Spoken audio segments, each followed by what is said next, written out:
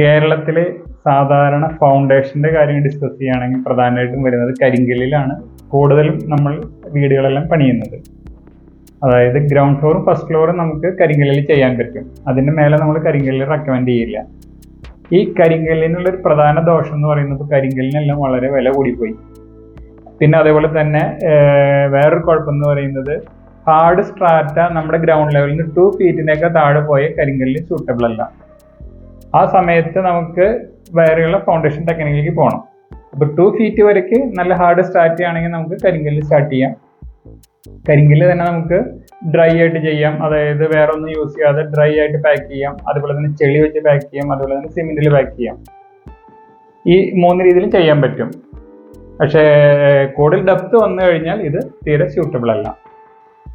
കേരളത്തിൽ അധികം നമ്മൾ സംസാരിച്ച് കരിങ്കല്ലിലാണ് കൂടുതൽ ചെയ്യുന്നതെന്ന്. കരിങ്കല്ല് ചെയ്യുന്നത് നമുക്ക് 2 ഫീറ്റിന്റെ താഴെ പോയാൽ നമ്മൾ സ്യൂട്ടബിൾ അല്ല എന്നും പറഞ്ഞു. പക്ഷെ അതെല്ലാം കൊണ്ട് നമുക്ക് 2 ഫീറ്റാണ് താഴെ പോകുന്നുള്ളൂ, കരിങ്കല്ലാണ് നമ്മൾ റെക്കമെൻഡ് ചെയ്യുന്നുണ്ടെങ്കിൽ ഈ കരിങ്കല്ലിന്റെ പണി കഴിഞ്ഞു കഴിഞ്ഞാൽ ടോപ്പിൽ നമ്മളൊരു ബെൽറ്റ് കൊടുക്കുന്നത് നന്നായിരിക്കും. ബെൽറ്റ് നമ്മൾ കൊടുക്കുന്നത് ഫുൾ വിത്തിന് വേണമെന്നില്ല, കാരണം ഭിത്തിയുടെ തൊട്ട് താഴെ വരുന്ന രീതിയിൽ ബെൽറ്റ് കൊടുത്താലും ഓക്കെയാണ്. പക്ഷെ ബെൽറ്റ് കൊടുക്കുന്ന സമയത്ത് നമുക്കൊരു 15 സെന്റിമീറ്റർ എങ്കിലും ഹൈറ്റ് നിർബന്ധമായിട്ടും കൊടുക്കണം. ഈ 15 സെന്റിമീറ്റർ കൊടുക്കുന്നതുകൊണ്ട് വേറൊരു അഡ്വാൻറ്റേജ് എന്ന് പറയുന്നത് ഒരു ഡാം പ്രൂഫ് കോഴ്സായിട്ട് ഇതിനകത്ത് വർക്ക് ചെയ്യും. കാരണം ഇതിനകത്ത് വെള്ളത്തിന്റെ അംശം മേലോട്ട് കയറി വരില്ല. കാരണം കാപ്പിലറി റൈസ് പ്രകാരം കയറുന്നത് ഈ ബെൽറ്റ് തടഞ്ഞു നിർത്തും. അപ്പൊ ഈ കരിങ്കല്ല് ചെയ്യുകയാണെങ്കിൽ തന്നെ ഈ ഒരു ബെൽറ്റ് നിർബന്ധമാണ്. അതുപോലെ തന്നെ നമ്മൾ എർത്ത് വേക്ക് പ്രൊട്ടക്ഷൻ അല്ലെങ്കിൽ അങ്ങനെയൊക്കെ വരുന്നതിനും ഈ ബെൽറ്റ് ഒരു അഡ്വാൻറ്റേജ് ആണ്. ഫൗണ്ടേഷൻ കരിങ്കല്ലിൽ ചെയ്യുമ്പോൾ വേറൊരു ഡിസഡ്വാൻറ്റേജ് എന്ന് പറയുന്നത് നമുക്ക് കറക്റ്റ് ആയിട്ടൊരു സൂപ്പർവിഷൻ നടത്താൻ ബുദ്ധിമുട്ടായിരിക്കും. കാരണം ഈ കരിങ്കല്ലിൽ ചെയ്ത് കഴിയുന്നത് ചെയ്ത വർക്ക് അത്രയും തന്നെ നമ്മളുടെ പ്രസൻസ് അല്ലാതെ ചെയ്താൽ പോലും അത് നേരെ മണ്ണിട്ട് മൂടിയാലാണ് അടുത്തത് അവർക്ക് വർക്ക് ചെയ്യാൻ പറ്റുള്ളൂ. അപ്പോൾ നമുക്ക് ഇതിനകത്ത് ലാക്ക് ഓഫ് സൂപ്പർവിഷൻ എന്നുള്ളൊരു കുഴപ്പം വരും. കാരണം പിന്നെ 2 സ്ഥലത്തായിട്ട് നിൽക്കുമ്പോൾ നമുക്ക് മോണിറ്റർ ചെയ്യാൻ പറ്റില്ല. കാരണം ആ വർക്ക് കഴിഞ്ഞാൽ അതോടുകൂടിയിട്ട് അത് ഫില്ല് ചെയ്ത് കഴിഞ്ഞാൽ നമുക്ക് പുറത്തേക്കൊന്നും കാണില്ല, ബേസ്മെന്റ് മാത്രമാണ് കാണുന്നുള്ളൂ. അപ്പോൾ അത് ലാക്ക് ഓഫ് സൂപ്പർവിഷൻ വലിയൊരു ഇഷ്യൂ ആണ്. കാരണം എന്തെങ്കിലും രീതിയിൽ തെറ്റായി ചെയ്ത് കഴിഞ്ഞാൽ നമുക്ക് കറക്റ്റ് ചെയ്യാൻ പറ്റില്ല. അപ്പോഴേക്കും അത് മണ്ണിട്ട് നമുക്ക് ആർക്കും കാണാത്തൊരവസ്ഥയാവും. അതേപോലെ തന്നെ മെഷർമെന്റ് ചെക്ക് ചെയ്യാനും അതെല്ലാം നമുക്ക് എപ്പോഴും നമ്മളൊരു സൈഡിൽ ഒരാൾ വന്നാൽ മാത്രമാണ് അത് ചെക്ക് ചെയ്യാൻ പറ്റുള്ളൂ. അതും നമുക്ക് അത്രയും കെയർഫുൾ ആയിട്ട് നിൽക്കണം. അപ്പൊ അതൊരു വലിയൊരു കുഴപ്പമാണ് കരിങ്കല്ല് കെട്ടുന്നതിനെ സംബന്ധിച്ച്. കരിങ്കല്ലിൽ ചെയ്യുന്ന പോലെ തന്നെ ഫൗണ്ടേഷൻ നമുക്ക് ലാറ്ററേറ്റും അതായത് ചെങ്കല്ല് വെച്ച് ചെയ്യാൻ പറ്റും. അതിനകത്തൊരു മെയിൻ ക്രൈറ്റീരിയ എന്ന് പറയുന്നത് നല്ല ചെങ്കല്ല് കിട്ടുന്ന സ്ഥലത്ത് അത് ഓക്കെയാണ്. അതേപോലെ തന്നെ കോസ്റ്റിലും നന്നായി കുറഞ്ഞു കിട്ടണം. കാരണം ചില സ്ഥലത്ത് കല്ലിന് അതായത് ചെങ്കല്ലിന് റേറ്റ് കൂടുതലുള്ള സ്ഥലത്ത് നമ്മൾ കരിങ്കല്ലിന് പകരം ചെങ്കല്ല് യൂസ് ചെയ്യാൻ പറ്റില്ല. നമ്മൾ ഒരു കോഴിക്കോട് കഴിഞ്ഞു കഴിഞ്ഞാൽ ചെങ്കല്ല് സുലഭമായി കിട്ടുന്ന സ്ഥലമാണെങ്കിൽ കണ്ണൂരായി തലശ്ശേരി ഏരിയയിലൊക്കെ നമുക്ക് കിട്ടുകയാണെങ്കിൽ ചെങ്കല്ല് വെച്ചിട്ട് നമുക്ക് ഫൗണ്ടേഷൻ ചെയ്യാം, ബേസ്മെന്റ് ചെയ്യാം. ആ സമയം തൃശ്ശൂർ, തിരുവനന്തപുരം ആ ഭാഗത്തേക്കൊക്കെ വരുന്തോറും നമുക്ക് ചെങ്കല്ലിന് റേറ്റ് കൂടുതലായി പോകും. അപ്പോൾ അത് തീരെ സ്യൂട്ടബിൾ ആവില്ല. അല്ലാതെ സ്ട്രെങ്ത് വൈസ് അല്ല, എക്കണോമി വൈസ് സ്യൂട്ടബിൾ അല്ല.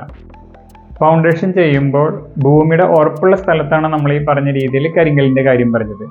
ഇനി തീരെ ഉറപ്പില്ലാത്തൊരു സ്ഥലമാണെങ്കിൽ കരിങ്കല്ല് നമ്മൾക്ക് വിട്ട് കൂട്ടാമെന്ന്, അതായത് 2 ഫീറ്റ് ചെയ്യുന്ന കരിങ്കല്ല് നമുക്ക് 2.5 ആക്കാം, അല്ലെങ്കിൽ 3 ഫീറ്റ് ആക്കാം.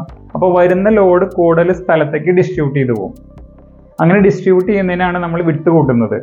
കാരണം ഒരു സേഫ് ബെയറിംഗ് കപ്പാസിറ്റി എന്നാണ് നമ്മൾ അതിനകത്ത് പറയുക. അപ്പോൾ അത് വളരെ ലോ ആണെങ്കിൽ ഗ്രൗണ്ട് ഫ്ലോർ ഫസ്റ്റ് ഫ്ലോർ ഉള്ള വീടാണ് നമ്മൾ ലോഡ് കണക്കാക്കിയിട്ട് ഇതിന്റെ കരിങ്കല്ലിന്റെ ഫൗണ്ടേഷന്റെ വിട്ട് കൂട്ടി കഴിഞ്ഞാൽ നമ്മളൊരു പരിധിവരെ നമുക്ക് സേഫർ സോണിലാണ് നിൽക്കാൻ പറ്റും.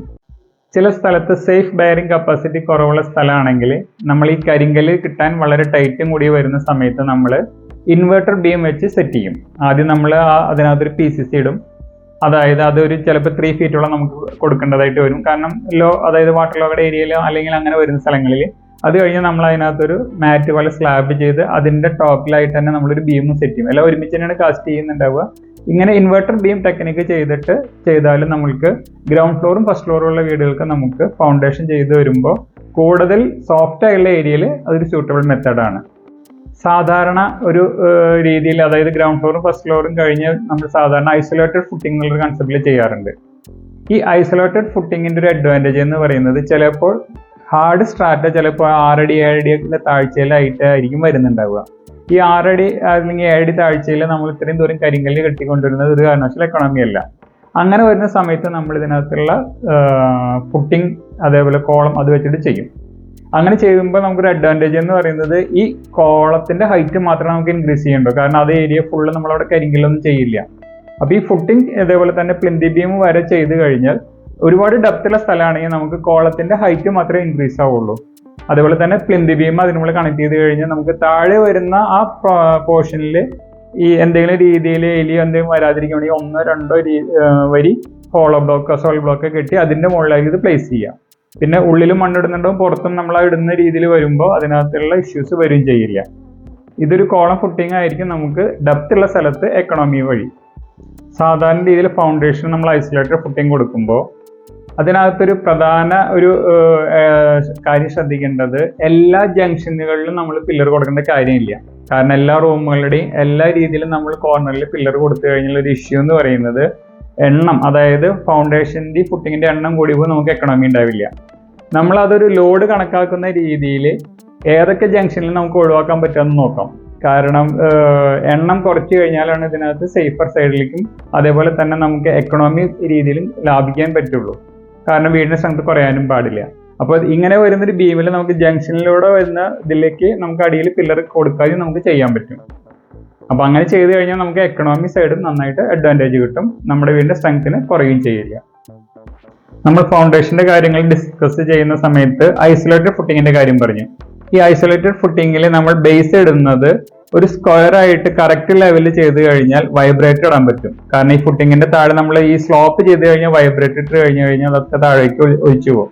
അപ്പോൾ വൈബ്രേറ്റർ ഇടാതെ ചെയ്യുമ്പോൾ ഒരു കുഴപ്പം എന്ന് പറയുന്നത് ഇതിനകത്ത് വെള്ളം കയറി നമ്മളുടെ ഈ പറഞ്ഞ റീഇൻഫോഴ്സ്മെന്റ് ഒക്കെ ദ്രവിക്കാൻ തുടങ്ങും, തുരുമ്പിടിക്കാൻ തുടങ്ങും. അപ്പൊ ആ സമയത്ത് നമ്മൾ ഏറ്റവും നല്ല സൊല്യൂഷൻ എന്ന് പറയുന്നത് പക്ക സ്ക്വയർ അടിക്കുക ഫുട്ടിങ്, എന്നിട്ട് ഒരേ ലെവലിൽ ഇട്ടിട്ട് അതിൽ വൈബ്രേറ്റർ ഇട്ട് കഴിഞ്ഞാൽ പക്ക കോമ്പാക്ഷൻ കിട്ടും.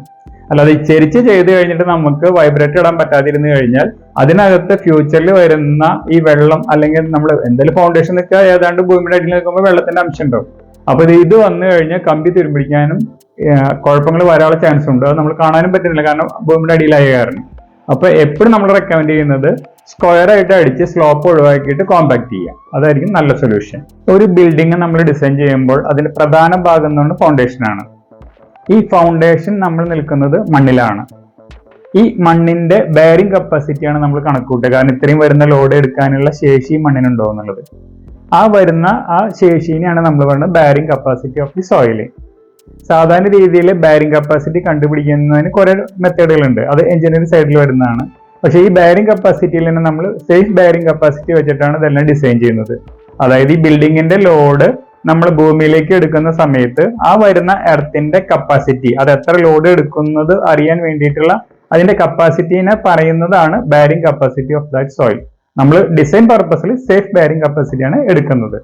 സാധാരണ രീതിയിൽ ഐസൊലേറ്റഡ് ഫുട്ടിങ്ങിന്റെ കാര്യം പറഞ്ഞ സ്ഥിതിക്ക് അതിനകത്ത് നമ്മൾ സ്ക്വയറിൽ ചെയ്തു. അത് കഴിഞ്ഞാൽ വരുന്ന താഴെ വെക്കുന്നതിനാണ് നമ്മൾ പെഡസ്റ്റൽ എന്ന് പറയാം. ഈ പെഡസ്റ്റലിന്റെ ഹൈറ്റ് സാധാരണ രീതിയിൽ ഡിസൈൻ ചെയ്യുമ്പോൾ നമ്മൾ 1.5 മീറ്ററൊക്കെയാണ് സാധാരണ കൺസിഡർ ചെയ്യുക.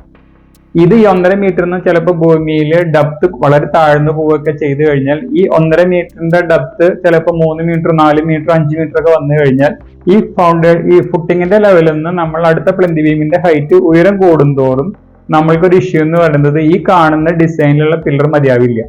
കാരണം ഇതിനകത്ത് ബക്ലിങ്ങിനുള്ള ചാൻസ് കൂടുതലാവുമ്പോൾ ഈ പെഡസ്റ്റൽ എന്ന് പറയുന്ന സംഭവത്തിൽ നമ്മൾ സൈസ് കൂട്ടി കൊടുക്കണം. സാധാരണ രീതിയിൽ ഒരു 1.5 മീറ്റർ നമ്മൾ ഡിസൈൻ ചെയ്തത് കൂടുതലാണെന്നുണ്ടെങ്കിൽ സ്ട്രക്ചറൽ എഞ്ചിനീയർ വിവരം പറഞ്ഞ് അതിന്റെ കോളത്തിന്റെ സൈസ് കൂട്ടണം, അതായത് താഴെ കൊടുത്താൽ മതി. പിന്നെ 2 ഗുണമുണ്ട്. കാരണം ഇത് സൈസ് കൂടുന്തോറും നമ്മൾക്ക് ഈ വെള്ളത്തിന്റെ സീപ്പേജും കാര്യങ്ങൾക്ക് സേഫ് ഗാർഡ് ചെയ്യാൻ പറ്റും. പിന്നെ ഈ ഹൈറ്റ് കൂടുന്തോറും നമുക്ക് ബക്ലിംഗ് ഒഴിവാക്കണമെങ്കിൽ പില്ലറിന്റെ സൈസ് കൊടുക്കുകയാണ് അതിന്റെ ഒരു സൊല്യൂഷൻ. ഏതൊരു ബിൽഡിങ്ങിന്റെയും പ്രധാന പാർട്ടാണ് ഫൗണ്ടേഷൻ. ഈ ഫൗണ്ടേഷൻ നമ്മൾ കാൽക്കുലേറ്റ് ചെയ്യുന്ന സമയത്ത് ഡീപ്പ് ഫൗണ്ടേഷനും ഉണ്ട്, ഷാലോ ഫൗണ്ടേഷനും ഉണ്ട്. കാരണം ഒരുപാട് ഹൈറ്റ് കൂടിയ ബിൽഡിങ്ങുകൾക്കെല്ലാം നമ്മൾ കൊടുക്കുന്നുണ്ടാവും. അതായത് 3 നില അതിന്റെ മേലേക്ക് വരുന്നതിന് അധികം റെക്കമെൻഡ് ചെയ്യുക ഡീപ്പ് ഫൗണ്ടേഷൻ ആയിരിക്കും. അതേപോലെ തന്നെ സാധാരണ വീടുകൾ ഗ്രൗണ്ട് ഫസ്റ്റ് ഒക്കെ വരുന്ന സാധാരണ ഷാലോ ഫൗണ്ടേഷൻ ആണ് യൂസ് ചെയ്യുക. ഈ ഷാലോ ഫൗണ്ടേഷൻ എന്ന് പറയുന്നതാണ് നമ്മളെ കരിങ്കല്ല് കിട്ടുന്നത്, ഐസൊലേറ്റഡ് ഫുട്ടിങ്ങൾ, അതെല്ലാം ഷാലോ ഫൗണ്ടേഷനിൽ വരും. ഡീപ്പ് ഫൗണ്ടേഷനിൽ വരുന്നതാണ് പൈലടിക്കുക. നമ്മൾ ഈ പറയുന്ന വലിയ ബിൽഡിങ്ങുകൾക്കെല്ലാം നമ്മൾ പൈൽ ചെയ്തിട്ടാണ്, അതിൻ്റെ മുകളിൽ പൈൽ ക്യാപ്പ് ചെയ്തിട്ടാണ് നമ്മൾ ബിൽഡിംഗ് സ്റ്റാർട്ട് ചെയ്യുക. ഈ ഷാലോ ഫൗണ്ടേഷൻ നമ്മൾ യൂസ് ചെയ്യും, പൈൽ ഫൗണ്ടേഷൻ യൂസ് ചെയ്യും. ഇതിൽ വളരെ ചെലവ് കുറഞ്ഞ് ചെയ്യാൻ പറ്റുന്നതാണ് ഷാലോ ഫൗണ്ടേഷൻ. അത് ഭൂമിയുടെ ഈ പറഞ്ഞ ബാരിങ് കപ്പാസിറ്റിനെ ബേസ് ചെയ്തിട്ടാണ് ഏത് ടൈപ്പ് ഫൗണ്ടേഷൻ വേണമെന്നുള്ളത് നമ്മൾ ഡിസൈൻ ചെയ്യുന്നത്. നമ്മൾ ഡിസ്കസ് ചെയ്ത ഫൗണ്ടേഷനിൽ ഐസൊലേറ്റഡ് ഫുട്ടിങ് വരുന്നത് സ്ലോപ്പി ഏരിയ ആണെങ്കിൽ നമുക്ക് ഐസൊലേറ്റഡ് ഫുട്ടിങ്, അതായത് ഏത് സമയത്തായാലും നമ്മൾ ഒരു കോളത്തിന്റെ ഫുട്ടിങ് ചെയ്യുമ്പോൾ സ്ലോപ്പിൽ സെറ്റ് ചെയ്യാൻ പാടില്ല. എവിടെയാണ് അതിന്റെ ബേസ് സെറ്റിങ് അത് പ്ലെയിൻ ആയിട്ടിരിക്കണം. അത് ഗ്രൗണ്ട് നമ്മൾ ലെവൽ ചെയ്യുമ്പോൾ സ്ലോപ്പ് ഗ്രൗണ്ട് ആണെങ്കിൽ നമ്മൾ ഫുട്ടിങ് വരുന്ന ഏരിയ പക്ക സ്ക്വയർ ആയിട്ടും ലെവലായിട്ടും എടുക്കണം. അത് കരിങ്കല്ല് ചെയ്യുകയാണെങ്കിൽ നമ്മൾ അങ്ങനെ തന്നെ വേണം. കാരണം ഭൂമി ചെരിഞ്ഞിട്ടൊക്കെ കിടക്കുന്ന പോലെ ചെരിഞ്ഞിട്ട് തന്നെ ചെയ്യാൻ പറ്റില്ല. കാരണം ഇങ്ങനെ വരുന്ന ഒരു ചെരിവാണെങ്കിൽ ഈ രീതിയിൽ കട്ട് ചെയ്തിട്ട് വേണം കരിങ്കല്ല് ആണെങ്കിലും ചെയ്യാൻ. അതേപോലെ തന്നെ ഐസൊലേറ്റഡ് ഫുട്ടിങ് ചെയ്യണമെങ്കിൽ ആ ഫുട്ടിങ്ങിന്റെ ഏരിയ മാത്രം നമുക്ക് സ്ക്വയർ ആയിട്ടും പ്ലെയിൻ ആയിട്ടും കിടക്കണം.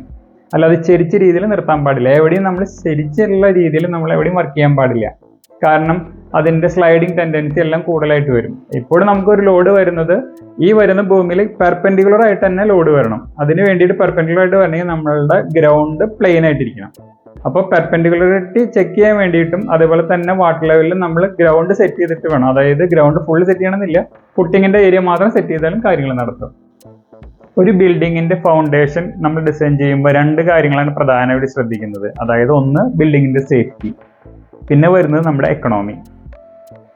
ചില സമയത്ത് നമ്മൾക്ക് വളരെ താഴ്ചയിലാണ് നമ്മളുടെ ലൂസ് സോയിലൊക്കെ വളരെ താഴ്ന്നിട്ടാണ് നമുക്ക് ഹാർഡ് സ്റ്റാർട്ട് കിട്ടുന്നതെന്ന് പറയുമ്പോൾ നമുക്ക് അതിനകത്ത് പൈൽ ഫൗണ്ടേഷൻ ചെയ്താലേ നമുക്ക് നിവൃത്തിയുള്ളൂ.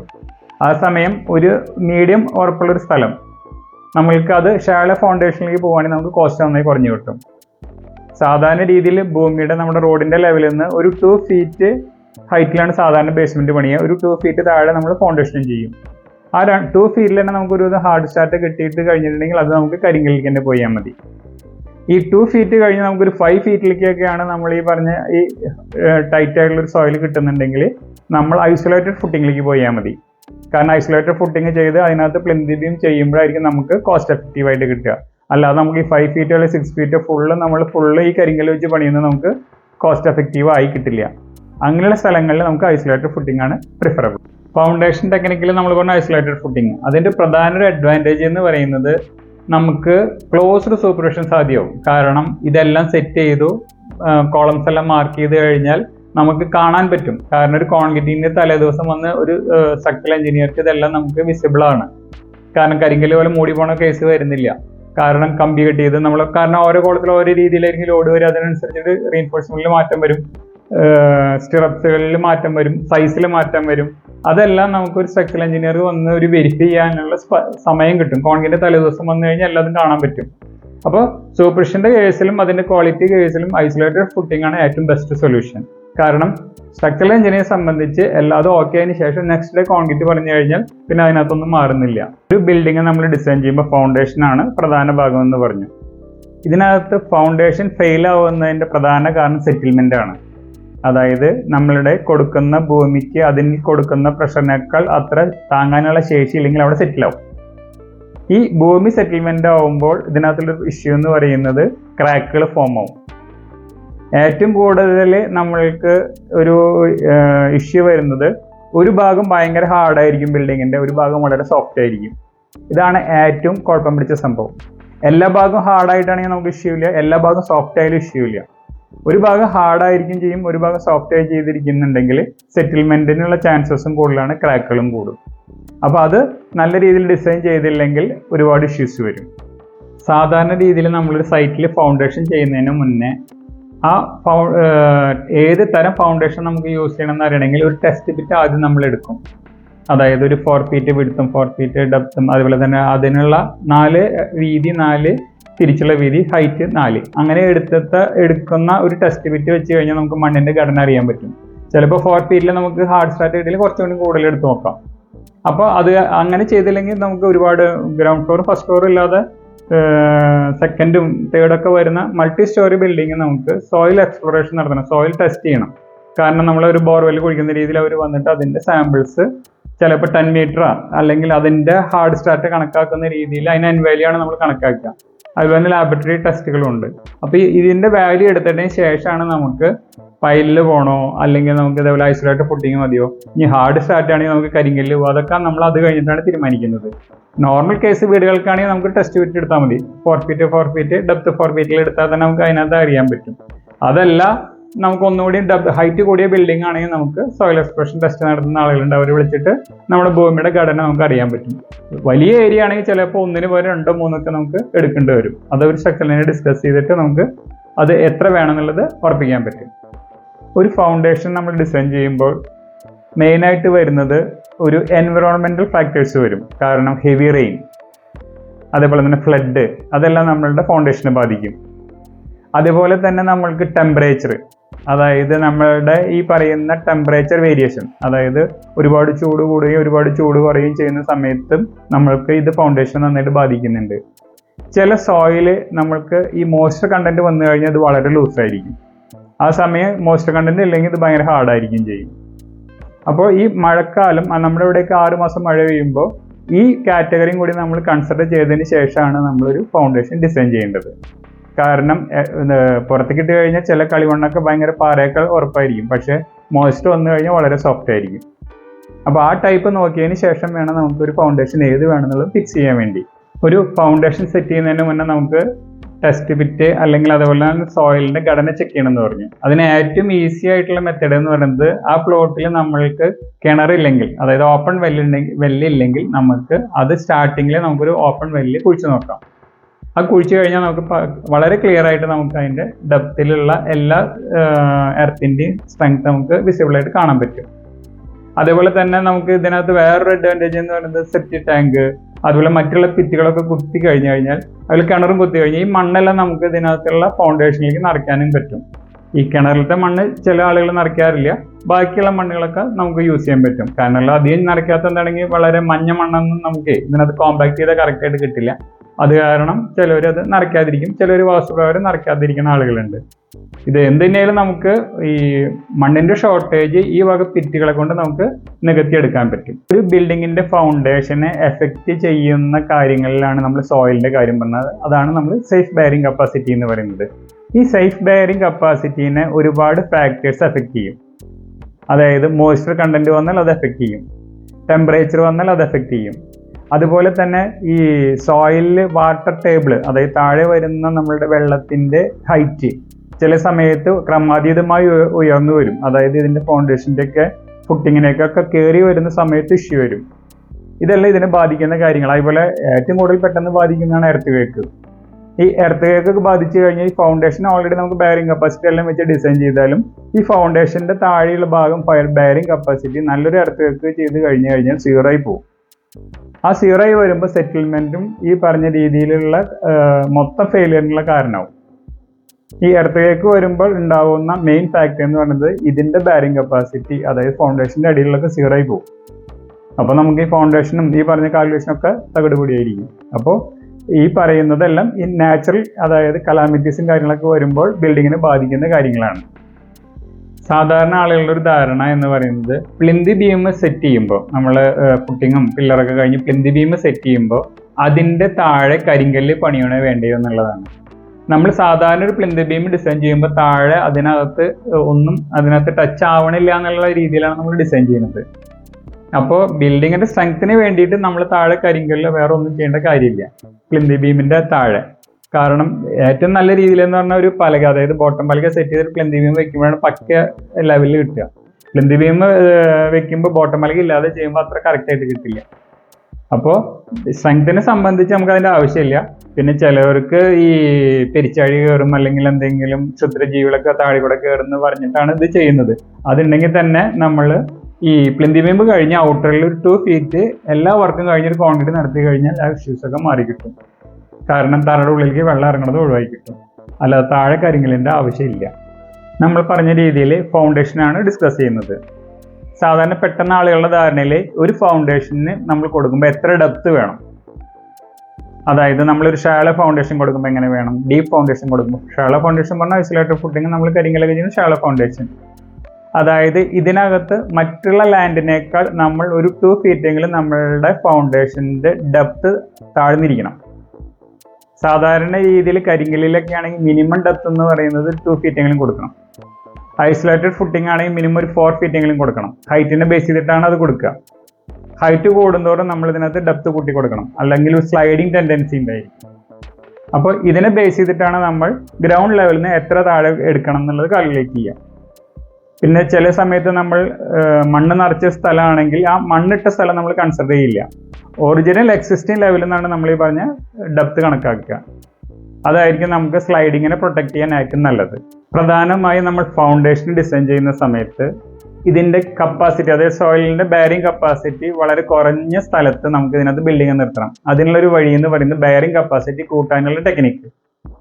ഒരുപാട് ടെക്നിക്കുകളുണ്ട് ബെയറിംഗ് കപ്പാസിറ്റി കൂട്ടാൻ. ഒരു പ്രധാനമായിട്ട് നമ്മൾ ചെയ്യുന്നത് കോമ്പാക്ഷനാണ്. അതായത് ഈ വരുന്ന ഫൗണ്ടേഷൻ നിൽക്കുന്ന സ്ഥലത്ത് മണ്ണിനെ കോമ്പാക്ട് ചെയ്തിട്ട് അതിനനുസരിച്ച് നമ്മൾ ബെയറിംഗ് കപ്പാസിറ്റി കൂട്ടി അതിനകത്ത് ലോഡ് കൊടുക്കുന്നുണ്ട്. പ്രധാനമായിട്ട് ഈസി ആയിട്ട് ചെയ്യുന്ന ഒരു ടെക്നിക്കാണ് സോയിൽ സ്ട്രെങ്തനിങ്ങിന് വേണ്ടിയിട്ട് സാൻഡ് പൈലിംഗ്. അത് വെച്ചിട്ട് നമുക്ക് ഇതിനകത്ത് സ്ട്രെങ്ത് കൂട്ടാം. വളരെ സിമ്പിളായിട്ടുള്ള രീതിയിൽ ചെയ്യാൻ പറ്റും. അതായത് നമ്മളൊരു ഫൗണ്ടേഷൻ അല്ലെങ്കിൽ കുഴിയെടുത്തതിന് ശേഷം നമ്മൾ ഒരു വലിയ 2 മീറ്ററിൻ്റെ എല്ലാം വെച്ച് താഴത്തേക്ക് ഇറക്കി അതിനകത്ത് നമ്മൾ സാൻഡ് ഫില്ല് ചെയ്യണം. അത് ആദ്യം 1 അടി അകലത്തിൽ ചെയ്യും, പിന്നെ നമ്മൾ അതിൻ്റെ ഇൻ്റർമീഡിയറ്റ് ആയിട്ട് ചെയ്യും, എന്നിട്ട് അതിനെ സ്റ്റെബിലൈസ് ചെയ്യും. ഈ രീതിയിലാണ് നമ്മൾ ഇതിനകത്ത് സ്ട്രെങ്തനിങ് കൊടുക്കുക. അതായത് സോയിൽ ബെയറിംഗ് കപ്പാസിറ്റി സോയിലിന് കൂട്ടാനുള്ള ടെക്നിക്ക്. ഫൗണ്ടേഷനെ സംബന്ധിച്ച് ഏറ്റവും നല്ല രീതിയിൽ ലോഡ് നന്നായിട്ട് ഡിസ്ട്രിബ്യൂട്ട് ചെയ്ത് കൊടുക്കുകയാണ് ഏറ്റവും ബെസ്റ്റ് സൊല്യൂഷൻ. അതായത് ഒരു ബിൽഡിങ്ങിൻ്റെ പകുതിയിൽ ലോഡ് വരുന്ന സമയത്താണ് നമ്മൾക്ക് ഇതിൽ സെറ്റിൽമെൻറ്റും ലോഡിനുള്ള ഇതെല്ലാം കൂടുതൽ വരുന്നത്. ഈവനായിട്ട് നമ്മൾ ഡിസ്ട്രിബ്യൂട്ട് ചെയ്യുക. അതായത് ഒരു ബിൽഡിങ്ങിൻ്റെ ലോഡ് എർത്തിലേക്ക് ഭൂമിയിലേക്ക് കൊടുക്കുമ്പോൾ ഈവനായിട്ടുള്ള രീതിയിൽ ഡിസ്ട്രിബ്യൂട്ട് ചെയ്യുമ്പോഴാണ് നമുക്ക് ഏറ്റവും കൂടുതൽ എക്കണോമി ഉണ്ടായിരിക്കുക. അതിനനുസരിച്ചിട്ട് നമുക്ക് സെറ്റിൽമെൻറ്റിൻ്റെ പ്രൊട്ടക്ഷനും കിട്ടുക. അതല്ലാതെ നമ്മൾ പല രീതിയിൽ ലോഡ് ചെയ്ത് കഴിഞ്ഞാൽ ഇതിനകത്ത് സെറ്റിൽമെൻറ്റിനുള്ള ചാൻസസ് കൂടും. അപ്പോൾ ഡിസ്ട്രിബ്യൂട്ട് ചെയ്യുന്നത് ഒരേ രീതിയിൽ വന്നു കഴിഞ്ഞാൽ നമുക്ക് ഫൗണ്ടേഷൻ്റെ സേഫർ സൈഡിലേക്ക് കൊണ്ടുപോകാൻ പറ്റും. അത് ഡിസൈൻ ചെയ്യുമ്പോൾ ഒന്ന് പ്രത്യേകം ശ്രദ്ധിക്കുകയും ചെയ്ത് കഴിഞ്ഞാൽ അൺഈവൻ ഡിസ്ട്രിബ്യൂഷനാണ് ഇതിനകത്തുള്ള പ്രോബ്ലംസ് മുഴുവൻ ഉണ്ടാക്കുക. അപ്പോൾ എല്ലാ രീതിയിലും ഒരേ രീതിയിൽ കൊടുത്തു കഴിഞ്ഞാൽ നമുക്ക് ഇഷ്യൂസ്